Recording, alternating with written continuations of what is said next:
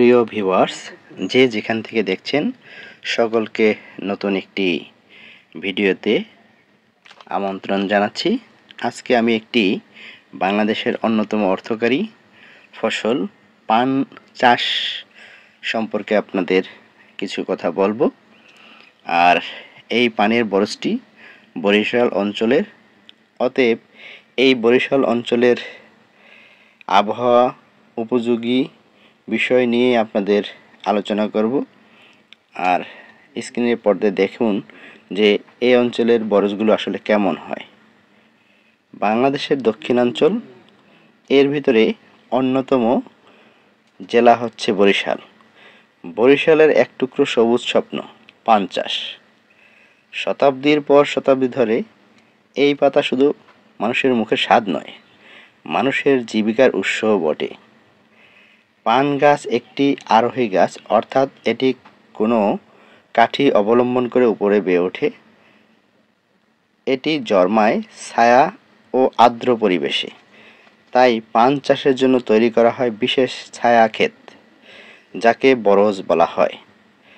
বাঁশ, খড় আর পরিশ্রম, এই তিনই গড়ে ওঠে পান চাষিদের জীবন। বরিশালের মাটি দোআঁশ, আর্দ্র ও উর্বর, তাই এই মাটি বা এই আবহাওয়া পান চাষের জন্য একদম উপযুক্ত। প্রতিটি গাছের যত্ন লাগে একেবারে শিশুর মতো।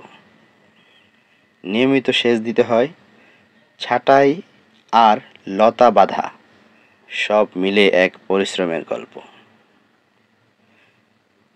তবে এই সবুজ পাতার সাথে লড়াইও আছে। পাতা ঝলসানো, মূল পচা অথবা পোকামাকড়ের আক্রমণ। শুধু অভিজ্ঞ কৃষকরা জানে কিভাবে ভালো যত্নে রোগ থেকে বাঁচিয়ে রাখতে হয় এই বরজকে। প্রতি বছর বরিশালের হাটে লক্ষ লক্ষ টাকার পানের ব্যবসা হয়।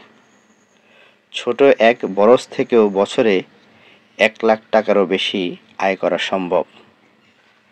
পান শুধু মুখের স্বাদ নয়, এ এক সবুজ সোনার খনি।